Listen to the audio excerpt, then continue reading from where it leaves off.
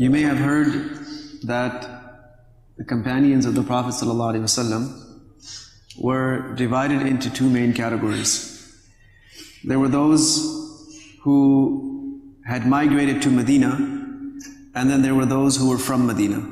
Those that had migrated there were called the Muhajirin, and those that were from there were called the Ansar.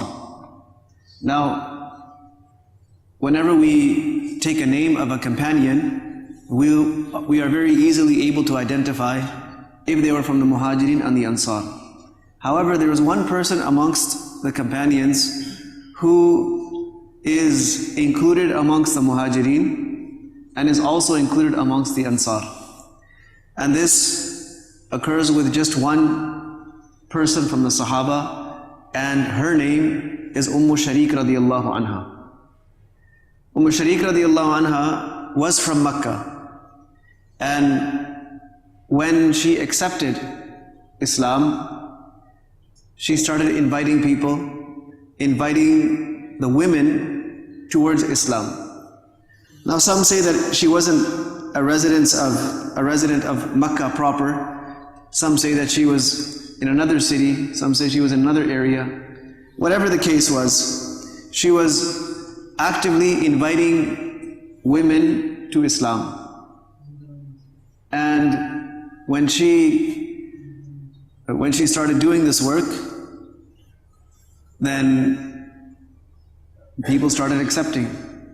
People started listening to her message, and women started entering into Islam. The chiefs of her area found out that she is giving da'wah. People are listening and accepting Islam, so they warned her. They warned her once, then they warned her again, then they warned her, but she very discreetly continued to convey this message. Finally they got fed up, and one day they kidnapped her, and they tied her up and put her on top of a camel without a saddle, and took her deep into the desert. And they marched with her through the desert. When it would be afternoon and the heat would be at its peak, they would make the camel stand outside in the blazing sun, and they themselves would put a tent up for themselves, take a nap, rest. They had lots of water, but they would not allow her even one drop of water. And in that intense heat, there was only so much that she could take. Eventually, on the third day, she felt like she was letting go. She felt like, that's it, it's time to leave this world. The thirst, the extreme thirst and heat and hunger had taken their toll. And as usual, her captors had left her tied up on this camel, and they're there sleeping in their tent. Just as she is starting to feel that everything is over now, it's time to leave this world, she felt something in front of her. And when she looked up, it's a bucket. And then someone takes this bucket and pours it into her mouth. And it's water. And so she drinks and drinks and drinks, and then the bucket goes away, and then it comes back, and she drinks more, and then again the bucket is raised, and like this it happens a few times, and she drinks until she can no longer drink anymore. And water is splashed on her face, it's splashed on her clothes, and her life comes back, her strength comes back. She's fresh, she's revitalized. After some time, these people wake up, and they see that the color has returned to her face, she's completely fresh, and her clothes are wet also. They said, she must have freed herself. She must have escaped and taken from our water. So they went and checked their own water supply, and everything was sealed and shut exactly as they had left it. They could tell that it hadn't been opened. So they said that you tell us what happened. So she told them that this is what has been happening for all these days. I was starving, I felt like I was going to die, and then I saw this. And this is what was given to me. And this is the arrangement that Allah subhanahu wa ta'ala made for me.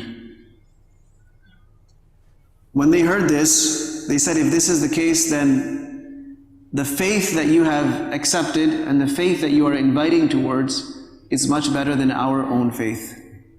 And there were 3 of those men. All of them ended up accepting Islam.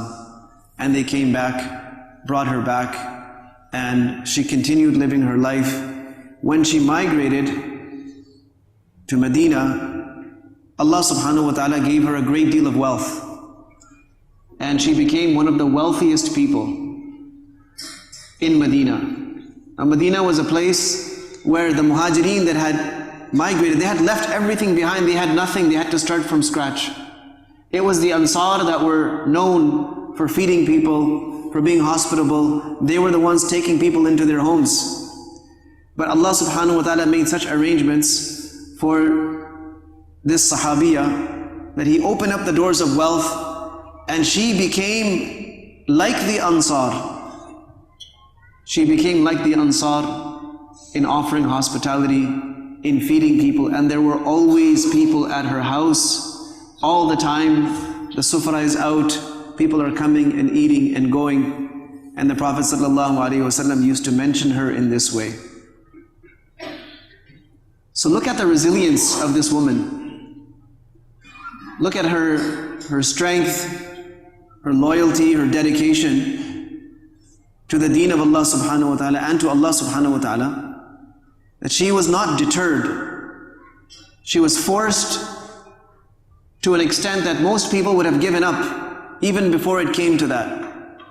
But she did not stop conveying the message, and she did not stop remaining steadfast in her deen. So may Allah subhanahu wa ta'ala also enable us to be strong and resilient in our deen, and to not be influenced by every little change in direction and every little change in trends, a little bit of pressure, a little bit of things in the media, a little bit of friends passing a comment, somebody giving you the odd look, and all of a sudden you want to change everything and melt into your environment. May Allah subhanahu wa ta'ala save us from becoming like that. Wa sallallahu wa sallam wa baraka ala nabiyyina Muhammad wa ala alihi wa sahbihi ajma'in.